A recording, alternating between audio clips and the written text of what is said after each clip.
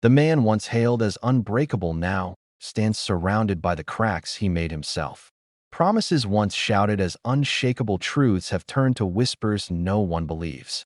And while the cameras keep flashing, while politicians trade blame like currency, something far darker slips through the noise.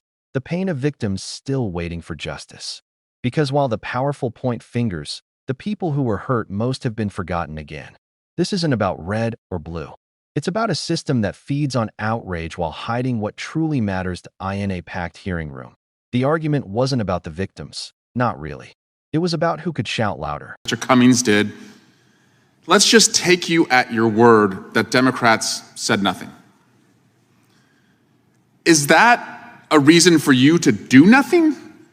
I don't understand the logic here that because you think the Democrats did nothing on the Epstein files in the Biden administration, that to own the libs, you now have license to leave sexual assault victims unprotected. It's just crazy that you hate the Democrats so much that you would let the most notorious child sex trafficker and the people connected to him not be held accountable because you want to own the libs. Let's just take you at your word. Okay, the Democrats did nothing. So you're going to do nothing is what you are telling me. The Democrats, of course, did not do nothing. But let me boil it down to a lesson that I have right in front of me every morning when a 6-year-old wakes me up around 5:45 and wants to watch the same movie over and over and over. That's Frozen. And there's a lesson in this film where Elsa is told by one of the trolls in the movie that if you can't see the future, all you can do is the next right thing. And having seen this, again, 100 times in the last couple years, my takeaway is if you don't know what's going to happen next and you can't change the past, all you can do is the next right thing. So even if you are right that the Democrats did nothing in the past, wouldn't the next right thing be to sign the discharge petition? Or are you so obsessed with just scoring political points that you would punish sexual assault victims? Is that who you are? I don't think that's who you are. When I listen to some of the legislation you propose on your side, I do believe sincerely you care about victims. And if that's who you are and you care about victims, sign the damn discharge petition. Okay, you can own us. I don't care. You can own us 1,000 times. If it gets us to 218 signatures, I will let you have whatever victory you think you're accomplishing. But it seems to me that you're more interested in telling me not to believe my own eyes, which is what the president is doing. The president is telling us not to believe our own eyes. And it's not just on the Epstein files and the birthday card. And by the way, guys, we can bring in a handwriting expert, but I have 2 eyes. And I know what that man's obnoxious signature looks like. And so do you. But Donald Trump has told us that he would end all wars on day one, that prices would plummet and jobs would soar. And where are we? Ukraine has never been weaker. We've never seen more jobs lost in America since Donald Trump was last president. Even conservatives are complaining about how expensive grocery prices are. And even his own health, he's trying to tell us not to believe our own eyes. Joe Biden looks like an Olympic athlete compared to a man who is hiding his illness. Donald Trump is a broken man who has broke his promises. And if we don't start checking him, we are going to be a broken country. So my friends, if you sincerely believe that Democrats dropped the ball and did not do enough under the Biden administration, then join us now in doing the next right thing and sign the discharge petition. Otherwise, you're telling sexual assault victims this is just about scoring political points, and they come last. I yield back. Will the gentleman yield? Yes, I yield to the ranking member. Well, just to add to your very eloquent statement there, Seems like these days every accusation is a confession. So the accusation is the Democrats have somehow changed their position. We've been opposed to child sex trafficking all along. We spoke out against it. I've introduced evidence to that effect. It's our friends across the aisle who've changed their position. They wanted to see the release of the Epstein files. Now that Donald Trump changed his mind, they've changed their minds. Thank you for yielding. I would just claim 5 minutes. I would just point to the subpoena that Chairman Comer sent on August 5th of this year. I'm just going to read it. Now, frankly, I'll ask unanimous consent to put it in the record here. Scheduled to subpoena, in accordance with the attached schedule instructions, you, the Honorable Pamela J. Bondi, in your capacity as Attorney General of the United States, are required to produce the following documents and communications that are in your possession, custody, or control in unredacted form, except for redactions to protect the personally identifiable information of any victims, for any child sex abuse materials defined by the Department of Justice manual, or any other redactions required by law. And then there are seven sections here. Number 1, all documents and communications relating or referring to Mr. Jeffrey Epstein, Ms. Ghislaine Maxwell, and further relating to or referring to trafficking, exploitation of minors, sexual abuse, or related activity. Number 2, all documents and communications contained within the case file regarding United States versus Jeffrey Epstein. Number 3, all documents and communications contained within the case file regarding United States versus Ghislaine Maxwell. Number 4, all documents and communications contained within the file pertaining to the investigation of Mr. Jeffrey Epstein by the U.S. Attorney's Office for the Southern District of Florida that resulted in the 2007 non-prosecution agreement between the U.S. Attorney for the Southern District of Florida and Mr. Epstein. So this would answer what Mr. Raskin, I think, has raised real questions about multiple times in today's hearing. Number 5, all documents and communications relating or referring to United States versus Jeffrey Epstein, United States versus Ghislaine Maxwell, and the investigation of Mr. Epstein that resulted in the 2007 non-prosecution agreement between the U.S. Attorney for the Southern District of Florida and Mr. Epstein. Again, answering, I think, getting to the information that Mr. Raskin seeks. All documents, number 6, all documents and communications between the Executive Office of the President, including the Executive Office of President Joseph R. Biden Jr., and the Department of Justice relating to or referring to United States versus Jeffrey Epstein, United States versus Ghislaine Maxwell, and the investigation of Mr. Jeffrey Epstein that resulted in the 2007 non-prosecution agreement between the U.S. Attorney for the Southern District of Florida and Mr. Epstein. And number 7, all documents and communications relating to or referring to the death of Mr. Jeffrey Epstein. So seven but different bullet points. Every single one starts with the word all. I think the gentleman from New York earlier said that this wouldn't get the documents that started the, yes, it would. This covers everything. And the Oversight Committee has subpoenaed all that information. And it's coming in. I think there's 30,000 pages coming in, but it's a rolling production. This is the typical way it works. We've done a lot of investigations around here. It's always a rolling production. So I think we're going to get the material. That's Oversight Committee is doing it. It's unfortunate that Mr. Goldman made the comments he did about the very fine chairman of the Oversight Committee, but he is getting the information that the American people asked for and that many members had demanded for a long time, including members on the Democrat side. So I'd ask unanimous consent that be entered into the record. One side demanded to know why nothing was done years ago. The other side fired back that, if you care so much, why aren't you doing something now? The sound bites were easy to understand. The truth underneath was not. What began as a debate over the Epstein files, those long-hidden records of one of the most disturbing crimes of our time, devolved into a shouting match over who gets to look righteous on television. And in the middle of that storm stood one voice refusing to play the game. Instead of pointing fingers, he threw down a challenge. Do the next right thing, he said. Simple words, borrowed from a children's movie, but cutting through the noise like glass. Because when you strip away the excuses and the politics, that's all that's left, doing the next right thing. Not the convenient thing, not the loudest thing, the right thing. It was a reminder that moral clarity isn't complicated, it's just inconvenient. Yet even that message was met with smirks and spin. Lawmakers who could have taken one meaningful step toward transparency instead used their time to accuse opponents of hypocrisy. The irony was painful. They demanded to know why their rivals hadn't released the files sooner while ignoring the fact that they could release them now.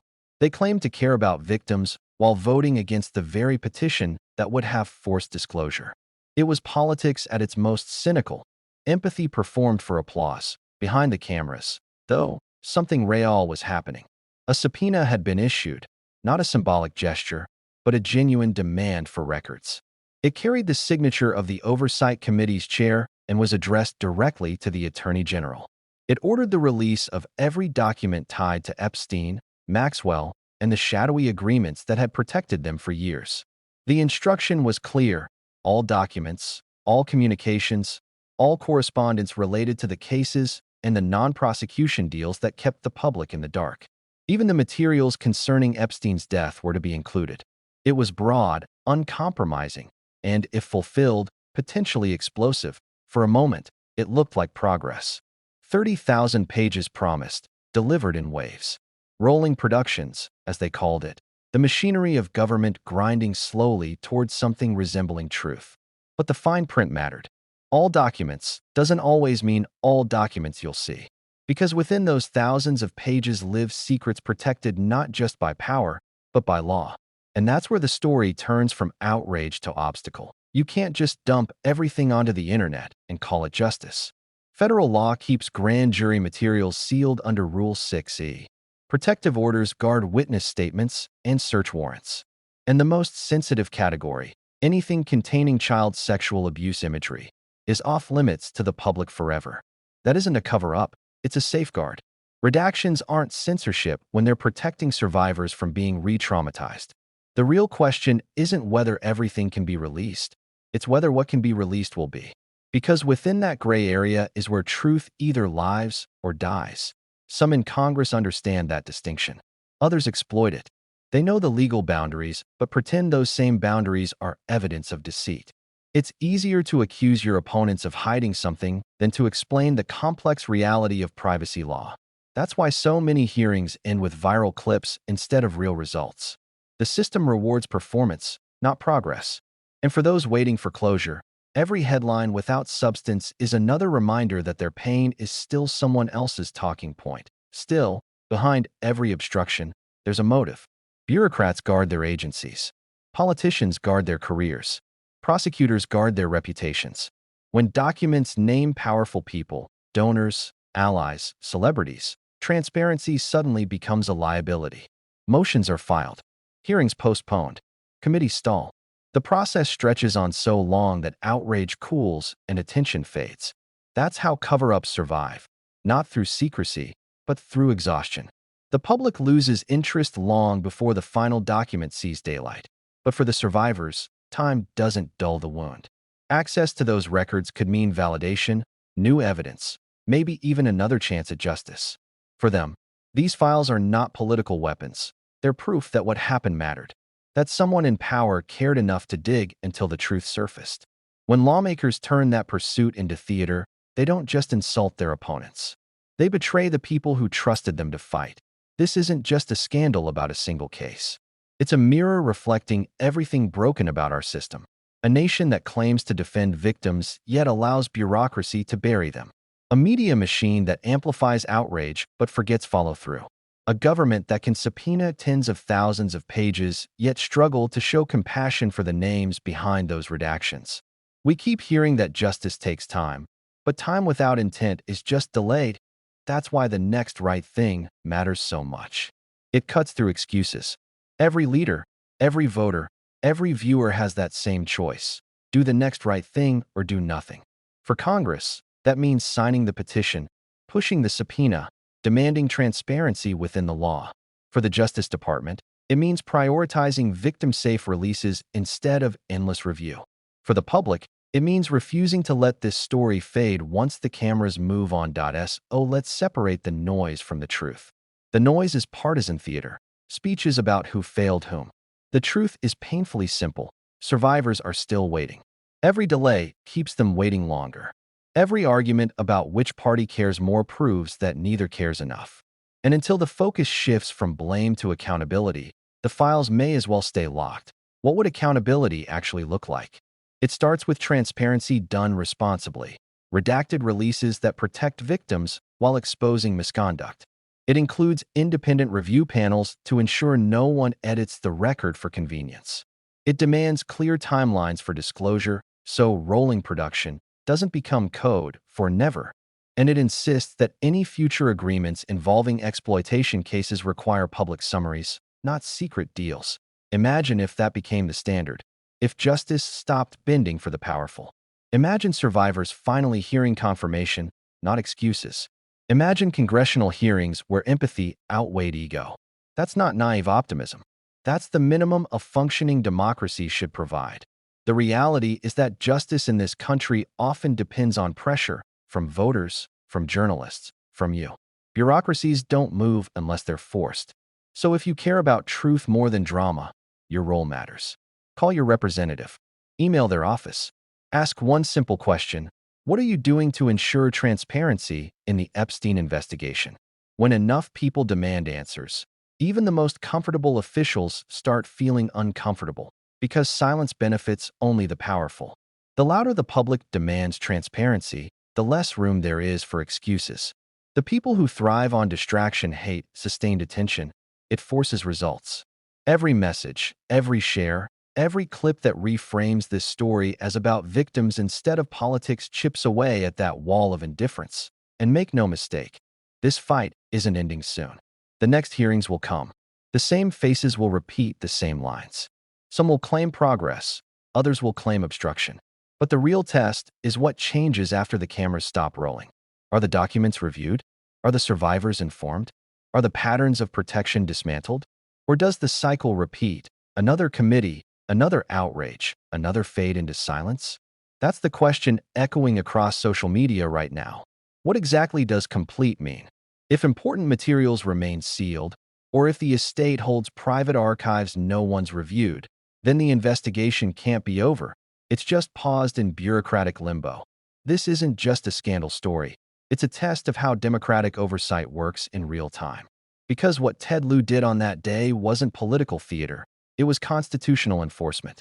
He reminded the country that Congress has the power and the duty to question, demand, and verify. When agencies hide behind technicalities, that's when Congress has to pull back the curtain. What happens now? If oversight is to mean anything, the next steps are clear. Lawmakers can demand a full inventory of seized materials, photos, hard drives, recordings, 302 reports, financial logs, even the labels on boxes. Every item should be categorized: what's public, what's sealed, and why. If legal barriers exist, those court orders should be shown, even in redacted form. The public doesn't need to see sensitive material, but they deserve to know whether investigators actually tried to obtain it. If the FBI hasn't subpoenaed the Epstein estate, it needs to explain why. If they have and were denied, the refusal should be documented. That's the difference between transparency and talking points. And this doesn't stop at paperwork. The Bureau should confirm whether journalists and witnesses like Michael Wolff have been formally interviewed or subpoenaed. If recordings exist, have they been requested? Have analysts reviewed them for corroborating evidence? Every unanswered question leaves a shadow, and shadows breed suspicion. The heart of all this is something simple: accountability. Every public institution, from Congress to the FBI, serves on borrowed trust. That trust is only repaid when officials face hard questions and answer them directly. The second they dodge, the debt grows. This hearing wasn't about reliving old headlines. It was about whether the nation's most powerful investigative body is still capable of full disclosure when power is involved. And based on Patel's testimony, many Americans are wondering if it is. Because if even one folder, one tape, one safe was overlooked or ignored, that's not just a procedural mistake. It's a failure of justice. Survivors deserve more than vague statements about legal limits. They deserve to know that every lead was pursued, every witness heard, and every truth, however uncomfortable, was acknowledged. And it's not just about Epstein. This hearing sets a precedent for every future investigation involving the powerful. If officials can't be transparent here, how can the public believe they'll be transparent anywhere else? That's why moments like this matter far beyond one scandal. They define how accountable our institutions really are. Ted Lieu's exchange with Patel ended without a single explosive confession, but it didn't need one. The power of that moment was in the hesitation. When a question is simple and the answer isn't, that's when you know there's more to the story. For anyone watching, it was a reminder that truth doesn't always hide in silence. It hides in the pauses, the "I don't knows," and the "I'll get back to yous." Those are the tells of an agency protecting itself, not the public, and that's where you come in. Because public pressure is the only force stronger than bureaucratic inertia. When people start asking the same questions Congress did, doors open, files move, judges reconsider seals. That's how sunlight breaks through the cracks. That if you care about justice, if you believe powerful names shouldn't decide what evidence sees the light of day, then pay attention. Follow the hearings, read the filings, ask your representatives why key materials remain under wraps. The moment people stop asking, the truth goes dark. What this hearing proved is that one person's persistence, one voice demanding specifics, can change the entire conversation. It turned a quiet committee session into a national debate about accountability. So here's the bottom line. Transparency can't just be a slogan. It has to be visible, documented, and provable. Until the public sees the full record, what's sealed, why it's sealed, and who made that decision, the story isn't over. And maybe, just maybe, that's the point. Because sometimes silence speaks louder than any answer. If you want to keep following how this unfolds, if you want real explanations, not rehearsed lines, hit that subscribe button, drop a like, and share this video. The more people who know, the more pressure there is to finally unlock what's been hidden for far too long.